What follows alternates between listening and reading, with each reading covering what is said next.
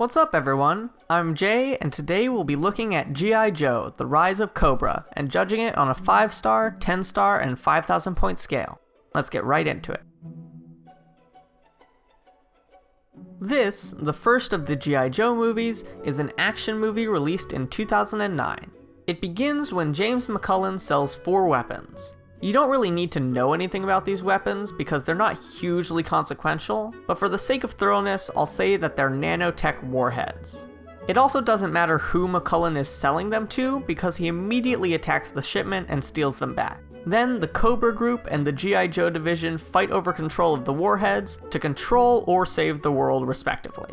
And let's not forget that most of the characters are based on the popular G.I. Joe comics and toys from the 1980s. I enjoyed this movie. It has a lot of action, and action is fun. But it's not just regular action, it's vaguely futuristic action with sniper crossbows, robo-suits, nanotech, and more, so that gives it a little bit more spice. Also, this movie has a lot more casualties than most other similar movies. Rest in peace the hundreds of commuters and tourists who died. I give 500 points for watch value. I don't really have any desire to watch this movie again, but I'm not really against it. Overall, this movie doesn't really seem to have any kind of message. It's mostly for G.I. Joe fans to recognize their favorite characters. I am not a G.I. Joe fan. There is a small twist at the end of this movie, but it doesn't really change anything, so you don't need to go back to see the implications of it. I give 200 points for rewatch value. If I may quote Ryan George, it's gonna be pow pow pow.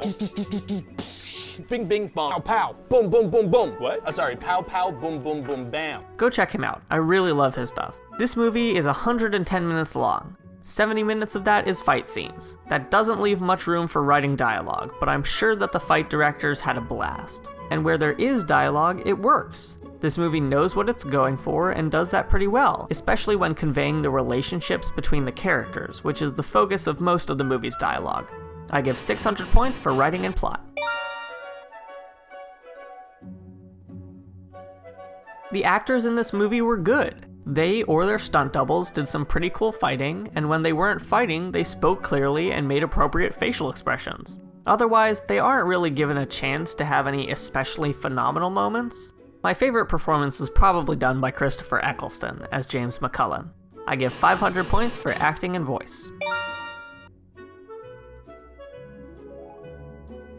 This movie has some good explosion effects, and some cool nanotech effects, and some fun weapon effects. They did a great job with the Eiffel Tower scene, and there is one other notable bit where they had giant ice boulders sinking. For those of you not into science, ice doesn't typically sink, so I found that bit humorous. I give 700 points for effects and set.